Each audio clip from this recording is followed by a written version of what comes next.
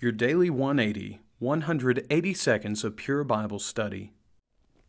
What does the Bible say about beverage alcohol?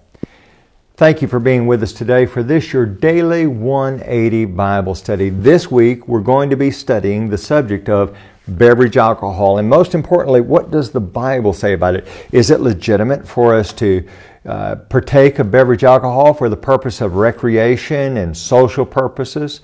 And someone would say, are you saying that beverage alcohol is inherently evil? Well, I couldn't make that statement.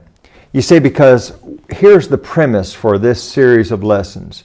Beverage alcohol for recreational and social purposes and for non-medical reasons is sinful.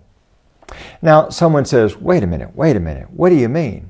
I mean, if you're, sure, a doctor might prescribe some cough syrup that has some alcohol in it, or you may go get some other particular medicine that has some alcohol in it. But that's different than taking it for recreational purposes or social purposes. And while it may be legitimate to take it for medical purposes, it's not legitimate for us to self-medicate. Now, one of the problems that we have when it comes to this subject of beverage alcohol is that many people say, well, the Bible endorses the idea of partaking of wine. One of the problems that we have is the common usage of the word wine today has to do with an intoxicating beverage. And people say, after all, Jesus made wine.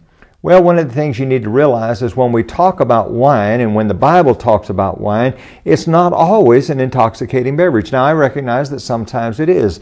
In Genesis chapter 9, Noah planted a vineyard. He made wine from the produce of that vineyard. He drank it and he was drunk. It was most definitely intoxicating.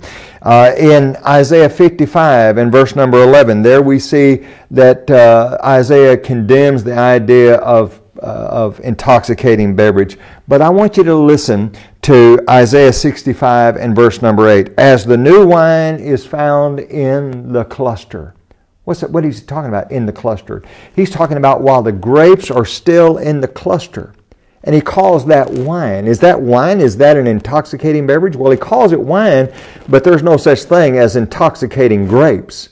You see, what he's talking about is that grape juice being referred to as wine. Also, I would refer you over to Jeremiah 48 and verse number 33. Now, tomorrow we're going to talk more about this idea of Jesus making wine.